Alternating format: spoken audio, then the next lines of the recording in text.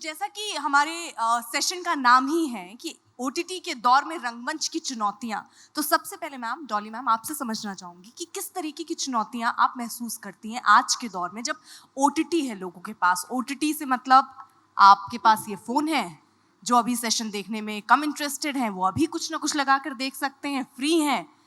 और आप कभी भी कहीं भी मेट्रो में, सड़क पे ट्रैवल करते हुए आप ओटीटी कहीं भी देख सकते हैं। लेकिन रंगमंच के लिए, थिएटर के लिए आपको जाना पड़ता है, समय निकालना पड़ता है। और आजकल आज की दुनिया में कहें तो समय की ही सबसे ज्यादा कमी है।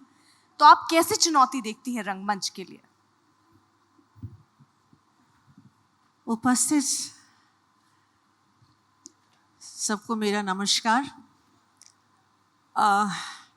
रंगमंच ने हमेशा हर तरह की चुनौतियां फेस की हैं, ये कोई नई बात नहीं है। पर रंगमंच से संबंध हमारी इंसानियत से है, हमारी सभ्यता से है, हमारी ये जो अंदर एक अभिव्यक्ति की जो एक इच्छा है, इंसान अपने को अभिव्यक्त करना चाहता है। This whole concept of role play, इसने हमेशा चुनौतियां बहुत अच्छे से संभाली हैं।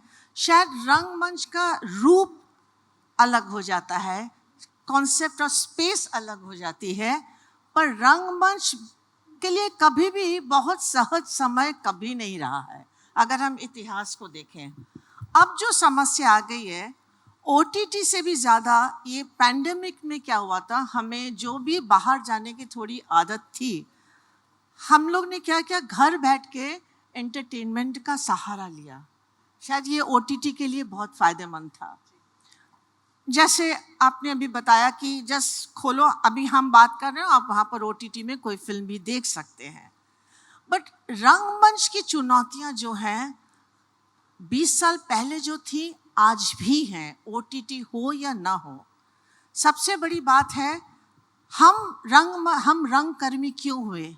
क्योंकि हमें ऐसा एक समाज, एक परिवेश मिला था, हमारे स्कूल कहिए, हमारे अभिभावक कहिए, जिन्होंने हमें रंगमंच प्रेमी बनाया था।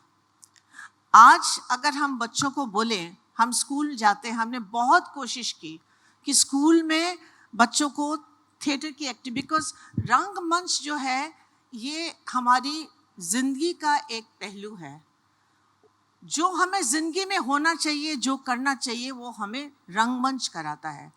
मेरी छोटी बेटी रंगमंच से जुड़ी हुई थी, बाद में वो विदेश गई, वहाँ पर वो लॉयर बनी। उसने लॉयर की नौकरी के लिए जब इंटरव्यू पे गई तो उसका सीवी देख के उन्होंने कहा कि यहाँ तो सब कुछ रंगमंच रंगमंच रंगमंच है, तो तुम लॉ करने क्यों आई हो? तो उसने जवाब दिया कि यार, जो भी मैं हूँ, जहाँ भी हूँ, रंगमंच के लिए हूँ। I am a people's person. मैं सबसे हर चुनौतियों को मैं संभाल सकती हूँ। और रंगमंच, आप लोग जो रंगमंच से परिचित हैं, कुछ भी हो सकता है, कभी भी हो सकता है। आज एक जिसने कील ठोकी थी, वो कील खुल गई, सब कुछ गिर गया, पर आपको संभालना पड़ता है। आप बाहर शो करने जा रही, उमा जी अभी रांची से शो करके आई हैं, बट ट्रेन कैंसिल हो गई, पर आपको शो करनी है, शो मस्ट गो ऑन। और एक बद्ध हो के जो काम करने की जो हमें शिक्षा मिलती है, ये हमें रंगमंच ही देता है, ये ओटीटी नहीं देती है जी।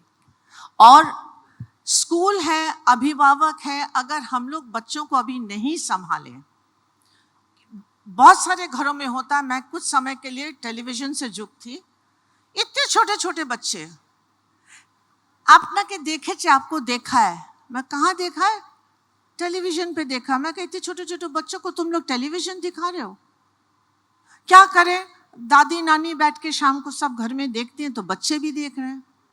तो चुनौतियां हमारी हैं, चुनौतियां रंगमंच की नहीं हैं।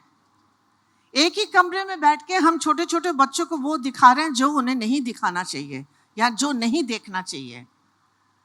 तो ये मेरे लिए चुनौतियां हैं। अब आज हम जो रंगकर्मी हैं, आज एक शो करने के लिए हमें कितने रुपयों की जरूरत पड़ती है एक शो के लिए? पर अगर सरकार आगे नहीं आए, अगर हमें सब्सिडाइज रेट में हॉल नहीं मिले, अगर हमें कोई किसी तरह की सुविधाएं नहीं मिले, तो ये चुनौतियां तो हैं, हम लोग, रंगमंच तो खत्म होने वाला नहीं है। जैसे मैंने कहा, दूसरा रूप ले लेता है। आजकल हम बड़े बड़े रंगमंच में, बड़े बड़े ऑडिटोरियम में नहीं भी अगर करें तो any space is a space for us.